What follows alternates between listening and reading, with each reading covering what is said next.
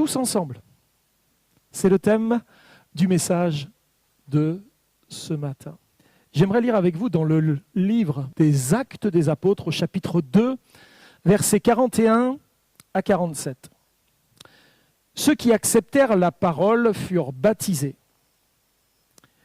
Et en ce jour-là, le nombre des disciples s'augmenta d'environ 3000 âmes. Ils persévéraient dans l'enseignement des apôtres, dans la communion fraternelle, dans la fraction du pain, dans les prières. 4 piliers sur lesquels doivent reposer l'Église de Jésus-Christ. La crainte s'emparait de chacun, pas une crainte synonyme de peur, mais de révérence, une crainte respectueuse. Et il se faisait beaucoup de prodiges et de miracles par les apôtres. Tous ceux qui croyaient étaient dans le même lieu. Ils avaient tout en commun. Ils vendaient leurs propriétés et leurs biens, et ils en partageaient le produit entre tous, selon les besoins de chacun. Ils étaient chaque jour, tous ensemble, assidus au temple. Ils rompaient le pain dans les maisons et prenaient leur nourriture avec joie et simplicité de cœur, louant Dieu et trouvant grâce auprès de tout le peuple, et le Seigneur ajoutait chaque jour à l'Église ceux qui étaient sauvés. Amen. Ils étaient chaque jour tous ensemble. Chaque jour, tous ensemble. Quel programme, n'est-ce pas? Tous les jours, il y avait des réunions. Tous les jours, ils étaient ensemble. En lisant ces quelques versets du livre des Actes et la description de l'Église naissante qui nous y est faite, nous découvrons combien Dieu était agissant.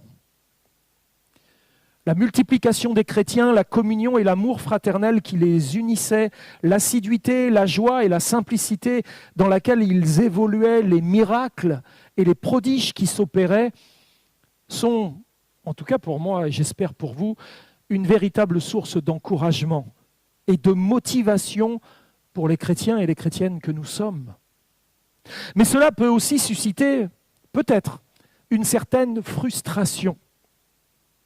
Lorsque nous constatons peut-être le décalage entre ce que ces premiers disciples du Christ vivaient et ce que nous pouvons vivre nous aujourd'hui.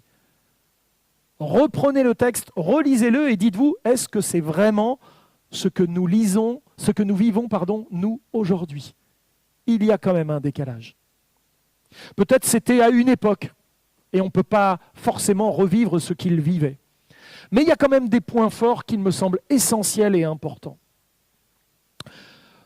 Aussi, j'aimerais vous dire, au lieu de nous désoler, de nous décourager, de regarder derrière nous avec nostalgie, nous devrions nous remettre en question et peut-être nous faire un peu violence pour retrouver ce qui les amenait à vivre quotidiennement dans la gloire et la toute-puissance de Dieu. La question que je vous pose ce matin, la réponse elle est même déjà donnée. Croyez-vous que Dieu ait changé? Non.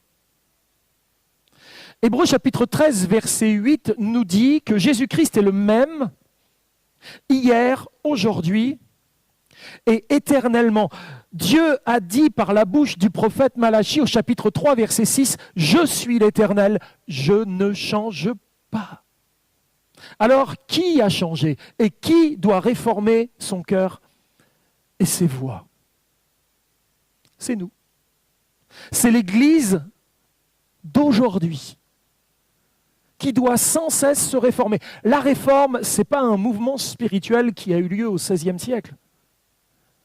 La réforme, c'est un mouvement qui a été initié au XVIe siècle, mais qui perdure encore aujourd'hui en chacune de nos vies. Nous sommes des chrétiens de la réforme. Nous sommes des hommes et des femmes réformés. Amen. Et nous devons continuer à nous réformer, à faire en sorte que nos vies soient en phase, en harmonie avec l'Écriture. Une des clés de la bénédiction se trouve cachée dans le mot grec « homotumadon ». Vous connaissez ce mot « homotumadon » ?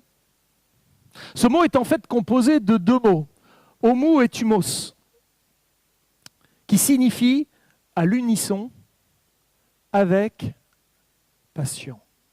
Ce mot « homotumadon » à l'unisson, avec passion, se trouve en réalité 12 fois dans le Nouveau Testament, dont 11 fois dans le livre des Actes. C'est-à-dire que le livre des Actes, il est rempli du mot homotumadon, homotumadon, homotumadon, avec passion à l'unisson, avec passion à l'unisson, avec passion à l'unisson, avec passion à l'unisson. Il résume en lui-même l'amour et l'unité de la première communauté chrétienne, tous ensemble, homotumadon, tous ensemble. Ils étaient tous ensemble. Ils étaient homotumadon. Ils étaient avec passion à l'unisson. Il résume aussi la volonté principale et essentielle de Dieu révélée par Jésus-Christ dans l'évangile de Matthieu au chapitre 22, versets 37 à 40. « Tu aimeras le Seigneur ton Dieu de tout ton cœur, de toute ton âme, de toute ta pensée. » C'est le premier et le plus grand des commandements. Ce n'est pas un conseil, c'est un commandement. Et voici le second qui lui est semblable. Tu aimeras ton prochain comme tu t'aimes toi-même. De la même manière que tu t'aimes toi-même, tu dois aimer les autres.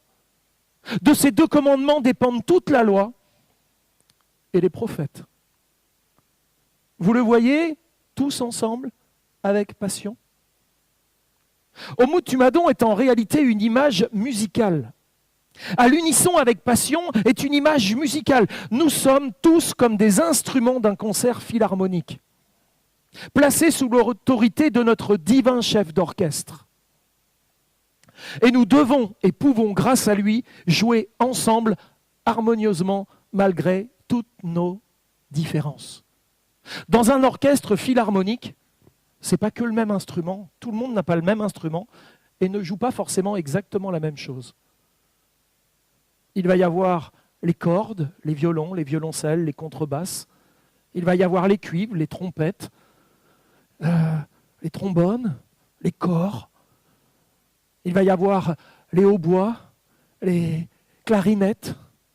Et puis il va y avoir les percussions. Tous les instruments sont réunis, le piano, les petites flûtes, les petits piccolos, le petit triangle, ding, ding, ding, ding. Chacun a son instrument et doit participer à la grande symphonie. Nous sommes appelés à jouer une partition ensemble. On ne fait pas ce qu'on veut. On joue une partition. Nous sommes tous les musiciens d'un même orchestre, avec le même chef d'orchestre. Et c'est lui qui a écrit la partition. Et c'est lui qui dit si on doit accélérer ou si on doit freiner le rythme. C'est lui qui donne la direction. Il a tout préparé d'avance. Il a tout écrit d'avance. Nous sommes tous comme des musiciens ou des instruments d'un concert philharmonique. Psaume 123, verset 2, « Voici comme les yeux des serviteurs sont fixés sur la main de leur maître, les yeux de la servante sur la main de sa maîtresse, ainsi nos yeux se tournent vers l'Éternel, notre Dieu. » Vous savez, dans un orchestre philharmonique, les musiciens ont les yeux sur leur partition, mais c'est mieux qu'ils la connaissent bien. D'ailleurs, la plupart connaissent leur partition presque par cœur. Ils remettent les yeux que de temps en temps, parce qu'ils arrivent à jouer en regardant qui ? Le chef d'orchestre. C'est lui qui dirige l'ensemble. En le regardant lui, ils vont arriver à jouer ensemble. Si chacun se renfermait sur sa partition, se disant « je vais faire ce que je pense devoir faire », il va se décaler avec les autres. Il faut que nous ayons tous les yeux sur notre chef d'orchestre. Les yeux rivés sur notre chef d'orchestre, nous nous laissons guider par lui. Nous sommes en communion avec lui, connectés à lui, afin d'accomplir toute sa volonté. C'est lui qui dirige les choses. Notre amour passionné envers Dieu nous pousse à ne pas nous à ne pas détourner notre regard de lui et à lui obéir. Et toute autre motivation que l'amour serait vaine et inefficace. J'espère que vous n'avez pas d'autre motivation que l'amour. C'est la seule motivation qui nous pousse à nous transcender, à nous dépasser, à nous aligner à lui. Celui qui perd le feu de son premier amour envers Dieu risque de perdre tout contact divin et ne plus connaître la volonté de son Dieu. Et si nos yeux se détournent de la main de notre divin chef d'orchestre, nous ne pourrons plus jouer correctement la mélodie de notre vie. Et notre vie deviendra une véritable cacophonie. Nos églises deviendront une cacophonie insupportable et douloureuse pour nous et les autres. Il n'y a pas pire que des instruments qui ne jouent pas ensemble.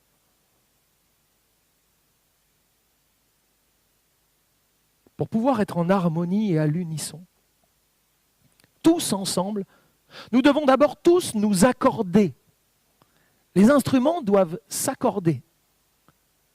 On ne peut pas jouer sur des accords différents et les instruments pas accordés entre eux. Alors on va dire, mais qui va donner la note ? C'est le chef d'orchestre. On doit tous s'accorder sur lui. C'est lui qui va déterminer la note sur laquelle nous allons devoir jouer. On ne va pas s'accorder, le violoniste ne va pas se dire « Ah ben moi je vais m'accorder sur la trompette ou la trompette accorde-toi sur moi ». Oui, une trompette ça s'accorde. On ne s'accorde pas les uns avec les autres. On s'accorde sur le divin chef d'orchestre. Et si nous nous accordons tous sur lui, nous serons tous d'accord ou en accord les uns avec les autres. Pour pouvoir être en harmonie, à l'unisson, tous ensemble, nous devons tous nous accorder à lui. Il est notre diapason.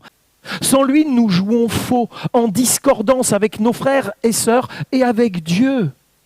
En plus, nous n'avons pas à jouer les solistes et à interpréter une partition qui réclame la participation de tous. Nous, il n'y a pas de place pour les solistes dans l'Église. Il n'y a pas de place pour l'improvisation. Nous devons faire ce que notre maître nous demande de faire, pas plus, pas moins. Quand on fait moins, on désobéit. Quand on fait trop, on désobéit aussi. Et on entraîne la cacophonie. Les choses sont tellement réglées, pesées par lui, les choses attribuées aux uns et aux autres. Si le violon dit « Oh non, mais moi je vais jouer la partition du piano maintenant ». Mais non, s'il te plaît, reste sur ce pourquoi le maître t'a appelé et sur ce qu'il te demande de jouer. Vous savez que pour un même morceau, les instruments n'ont pas forcément la même partition. Au bout du compte, ça joue en harmonie. Mais une partition de batterie, une partition de violon, une partition de trompette, c'est pas du tout la même chose. Quand tout ça, ça joue ensemble, ça fait la symphonie. Mais un violon ne peut pas prendre la partition d'une trompette et puis se mettre à jouer. Ça ne va pas marcher. Chacun est appelé pour quelque chose de particulier. Nous avons tous la même écriture, le même chef d'orchestre, mais nous sommes appelés à faire des choses parfois différentes. Et moi, je ne veux pas faire ce pourquoi un autre a été appelé. Restons dans ce pourquoi nous avons été appelés. C'est sûr que la première question à se poser, c'est à quoi je suis appelé ? Mais ça, on devrait tous se la poser, cette question. Il va falloir s'adapter à cet ensemble, à cette harmonie. Ne pas jouer les solistes, ne pas faire l'improvisation. En lui seul, nous pouvons être à l'unisson, c'est-à-dire d'un même cœur, d'une même âme et d'un même esprit. Waouh ! Je peux comprendre que je peux être d'un même cœur, d'un même esprit avec le Seigneur. Vous le comprenez, ça ? Oui ? Mais être d'un même cœur avec notre pasteur, d'un même esprit, d'un même cœur avec nos frères, nos sœurs, d'un même esprit. Ça vous paraît plus compliqué, n'est-ce pas ? Oui ? Mais si nous sommes d'un même cœur avec le Seigneur, et que nos frères et nos sœurs sont aussi d'un même cœur avec le Seigneur, on sera tous d'un même cœur et d'un même esprit. Cherchons pas à nous entendre sur ce qui nous attire les uns vis-à-vis des autres. Ah, j'aime bien cette personne-là, il aime les mêmes choses que moi. Ah, j'aime bien cette sœur, j'aime bien ce frère. C'est bien si on a des affinités, mais Si avec des personnes on a moins d'affinité parce qu'on n'a pas les mêmes tempéraments, les mêmes centres d'intérêt, etc., néanmoins on doit pouvoir jouer en harmonie et s'aimer et partager l'amour et la spiritualité ensemble parce qu'on est tous accordés sur le Seigneur pour former un seul peuple, une seule famille, un seul corps, un seul orchestre. En lui seul, nous pouvons être à l'unisson, c'est-à-dire d'un même cœur, d'une même âme et d'un même esprit. D'un même esprit signifie que nous sommes tous soumis au Saint-Esprit. D'un même cœur signifie que nous avons tous la même vigueur, la même passion, le même zèle. D'une même âme signifie que nous suivons tous la même direction, que nous avons tous les mêmes sentiments les uns pour les autres et pour Dieu, sentiments découlant de l'amour de Dieu, qui est un amour inconditionnel, pas d'une simple amitié sentimentale qui a évidemment ses préférences et ses limites. Que nous sommes tous connectés à la même source qui est la parole de Dieu. Jésus a dit dans Matthieu 18, 19 que si nous sommes tous ainsi en harmonie, nos prières seront comment ? Si 2 ou 3 s'accordent, les prières seront exaucées. N'est-ce pas une bonne nouvelle ? Et on pourrait se poser la question, est-ce qu'on n'est pas en train de rater certains exaucements simplement parce qu'on ne travaille pas assez à être en accord, en harmonie ? Est-ce que quand l'Église se réunit, ce n'est pas aux yeux et aux oreilles du Seigneur une réelle cacophonie ? Où l'un demande une chose et l'autre demande son contraire ? Mettons-nous d'accord sur ce qu'il convient de demander. Jouons en harmonie. Pour moi, c'est ce qui est important de se retrouver aussi en semaine à l'église, au moment des réunions de prière, parce que là, les sujets arrivent et on se met en accord et on dit Amen. Et quand on arrive le dimanche, on a déjà répété en semaine. Mais si on arrive le dimanche sans jamais avoir répété ensemble et qu'on se met comme ça à vouloir adorer le Seigneur, on est parfois un peu en joueur soliste, un peu déconnecté de la réalité de l'Église et de la dynamique qui s'inscrit. Je vous le dis, que si 2 d'entre vous s'accordent sur la terre pour demander une chose quelconque, elle leur sera donnée par mon Père qui est dans les cieux. Dès l'instant où on est 2, il faut s'accorder. Tous les couples y voient de quoi je dois parler là. Dès l'instant qu'on est 2, il faut s'accorder. 2 personnes marchent-elles ensemble si elles ne se sont pas mises d'accord auparavant ? On va à tel endroit. Tu es d'accord ? Oui. Et elles marchent ensemble. Et on va passer par tel et tel chemin. Elles se mettent d'accord.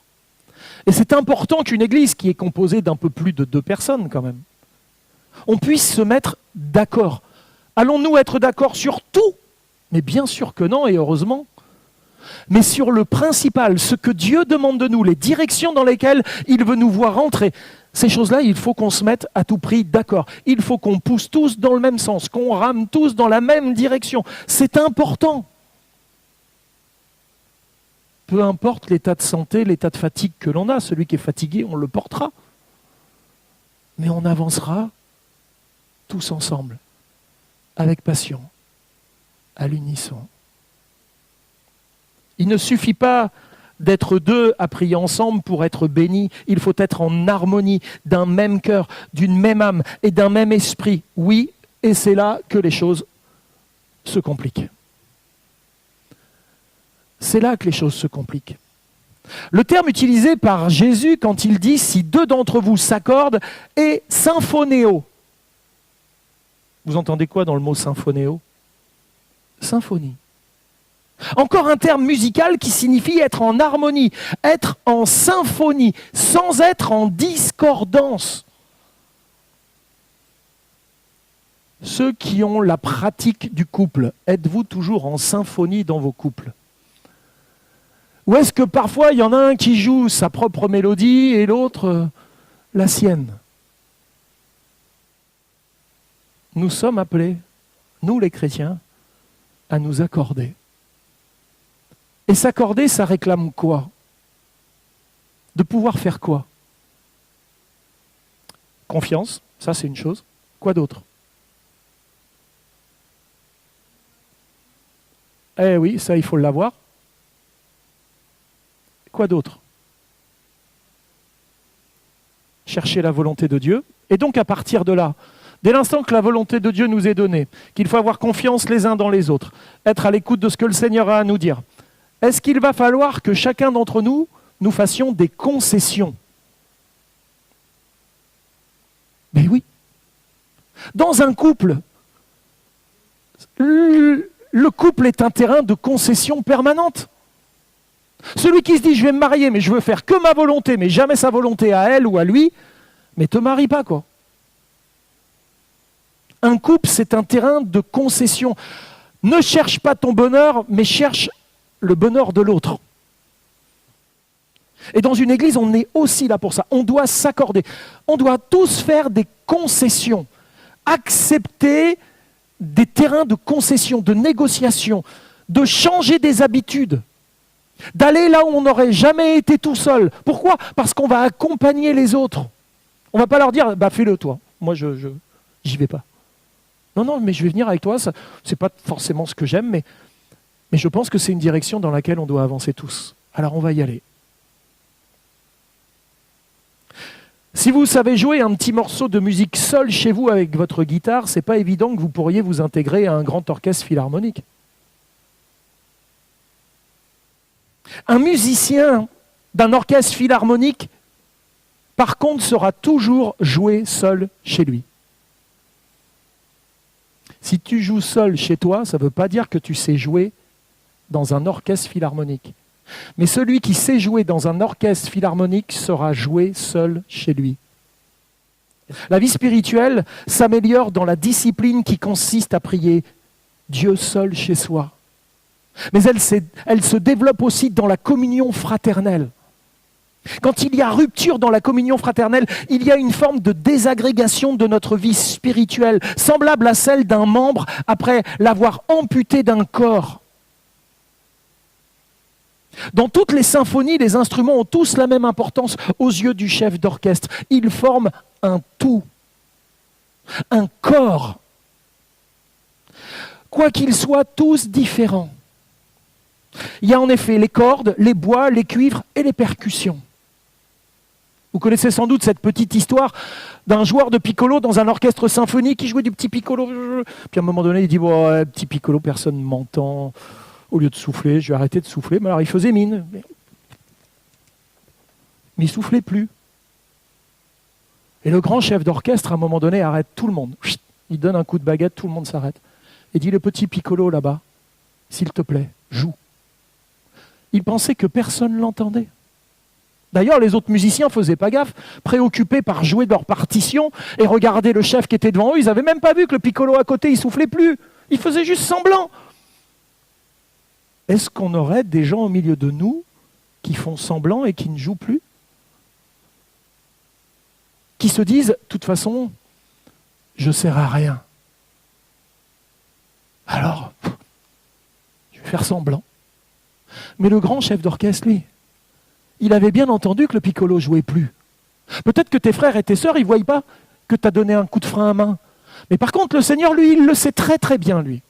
Il est capable de faire arrêter tout l'orchestre pour dire hey, petit piccolo, on ne t'entend plus. Ah, mais moi, je croyais que personne ne m'entendait. Mais pour qui tu joues? Pour qui tu joues?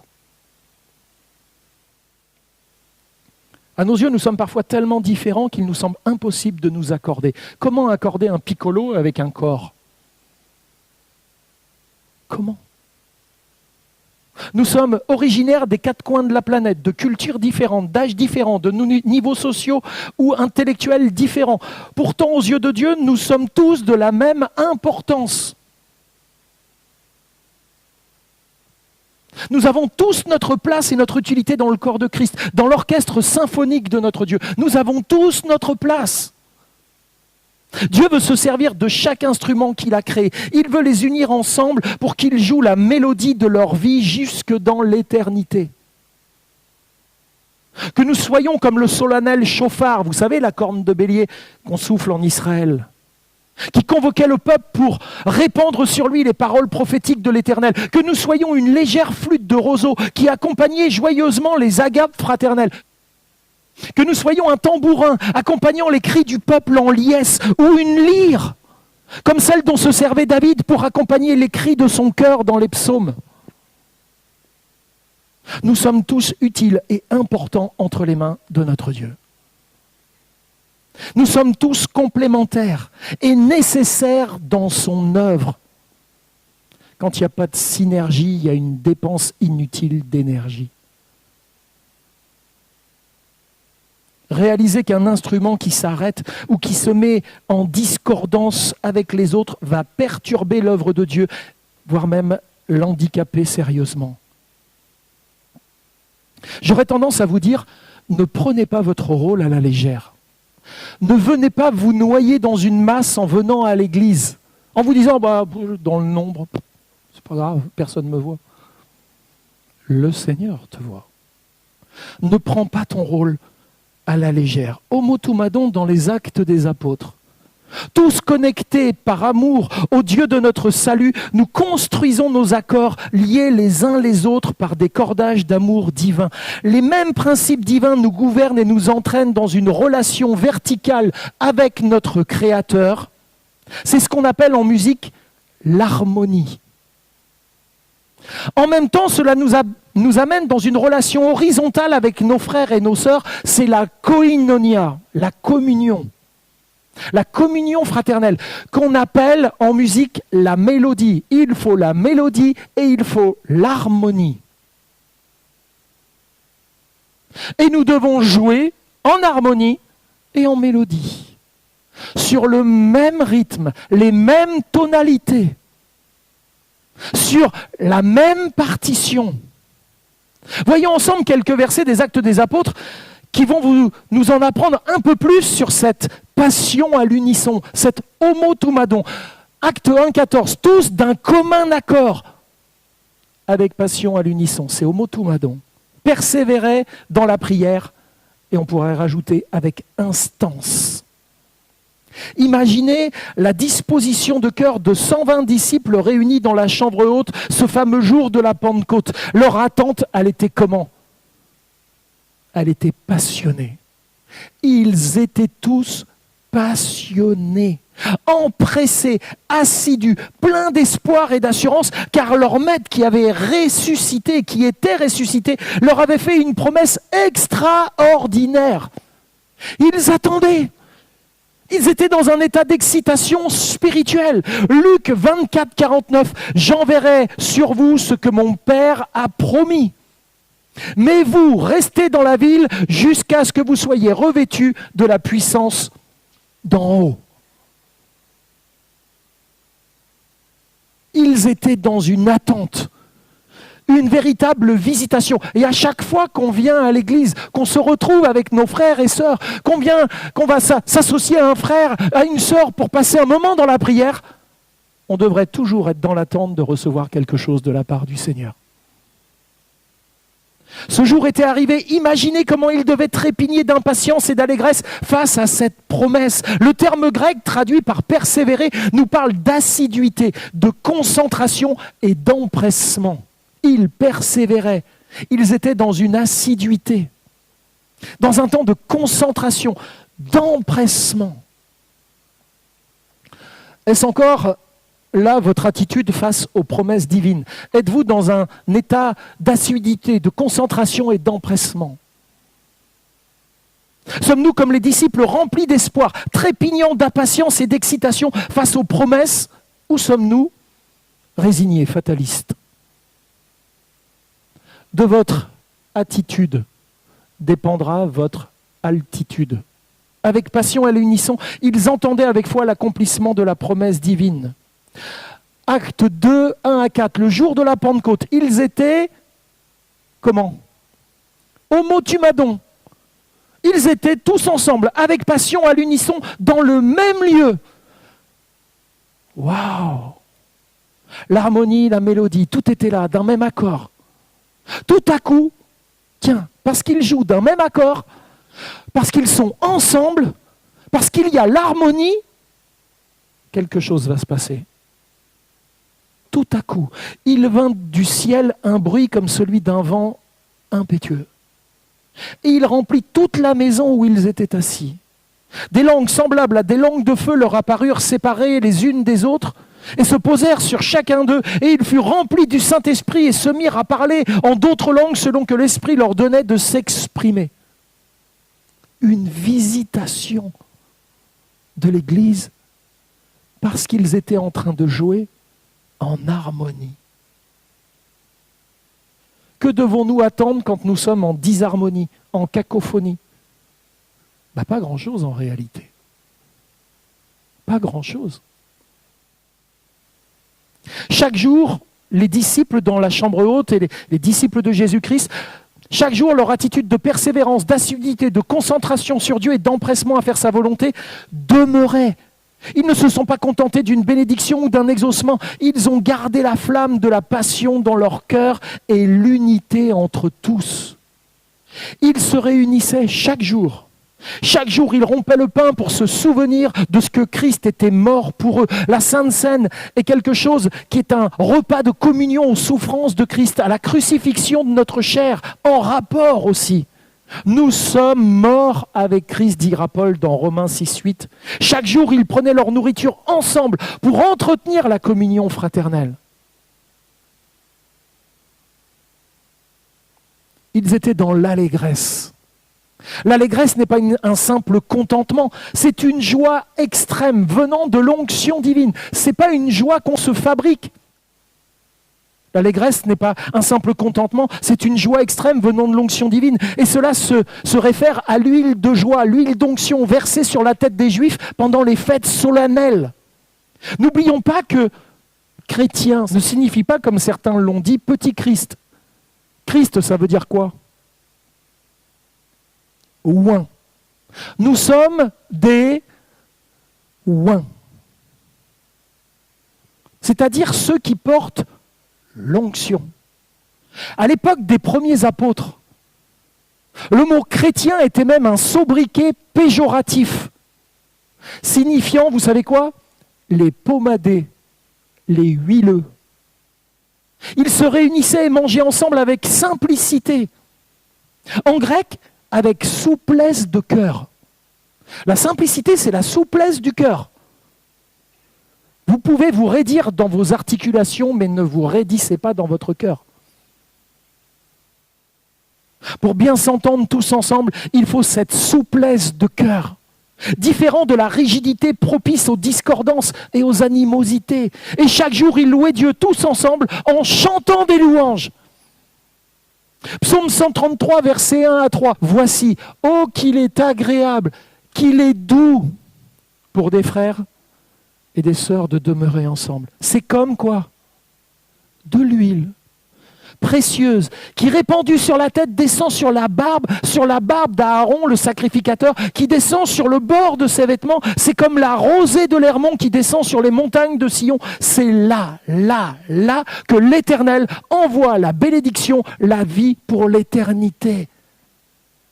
Ils sont ensemble, en harmonie, pas en cacophonie. Pour conclure,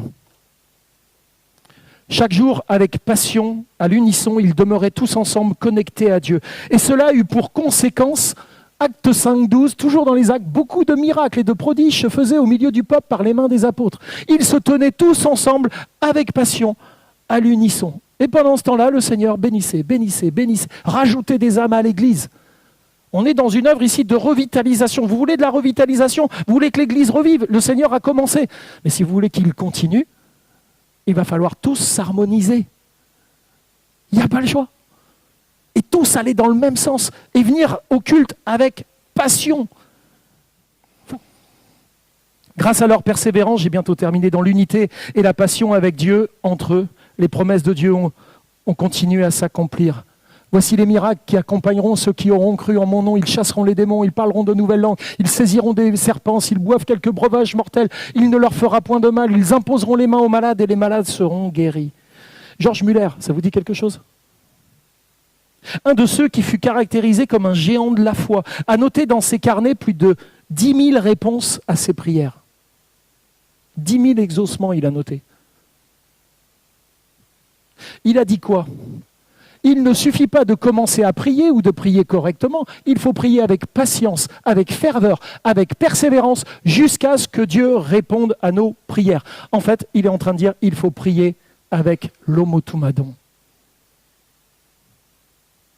Alors moi, je vous encourage à persévérer dans la prière avec passion et à l'unisson, afin de voir les promesses de Dieu s'accomplir dans nos vies, dans notre église, dans notre ville, dans notre région. Un jour, quelqu'un est venu voir Reinhard Bonnke. On lui a demandé quelque chose de simple. Comment il fallait faire pour vivre les miracles des apôtres? Parce que cet homme avait un ministère où il se passait beaucoup de miracles. Vous savez ce qu'il a répondu? Moi, j'aime bien le pragmatisme qu'il avait. C'est simple, prêche et vis ce que les apôtres ont vécu. Alors n'oublions pas omotumadon ou avec passion et à l'unisson, comme les disciples des premiers temps, car ainsi nous pourrons goûter aux richesses du ciel, à la précieuse manne, et nous vivrons au bénéfice des grâces divines que Dieu accorde à ceux et à celles qui s'accordent. Que Dieu accorde à ceux et celles qui s'accordent.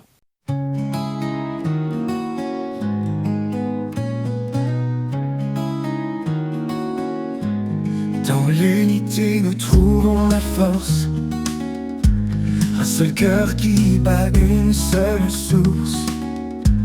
Le Saint-Esprit nous guide, nous éclaire, unissant nos âmes pour un monde plus clair. Ensemble, nous chantons l'amour, unissant nos voix d'un seul cœur sans détour. L'harmonie résonne, la paix nous enveloppe, et dans l'unité l'Église se développe. Une passion commune nous anime, une vision partagée, un avenir qui s'illumine. Nos cœurs battent à l'unisson, un rythme partagé, une force commune, un amour qui nous a forgés. Ensemble, nous chantons l'amour, unissant nos voix d'un seul cœur sans détour. L'harmonie résonne, la paix nous enveloppe, et dans l'unité l'Église se développe. L'harmonie s'installe, un chant de paix et d'espoir. Nos différences s'effacent, l'unité prend son essor. Des mains tendues, des sourires, des liens qui se tissent. Ensemble nous construisons un monde où l'amour persiste. Oh, ensemble nous chantons l'amour, unissant nos voix d'un seul cœur sans détour. L'harmonie résonne, la paix nous enveloppe, et dans l'unité l'Église se développe. Dans la force de l'union, nous avançons sans peur. L'amour nous guide, nous protège, nous rend plus forts, plus purs. Ensemble nous sommes un arc-en-ciel, vibrant de couleurs, unissant nos différences pour un avenir meilleur.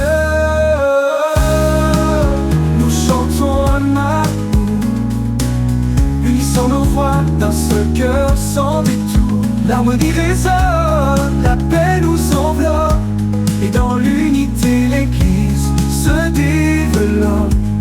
Le Saint-Esprit nous unit, nous inspire, nous éclaire, unissant nos âmes pour un monde plus serein. Ensemble nous marchons dans un chemin commun, un seul cœur, une seule voix, un seul amour qui nous illumine. Ensemble nous chantons l'amour, unissant nos voix d'un seul cœur sans détour. L'harmonie résonne, la paix nous enveloppe, et dans l'unité l'Église se développe.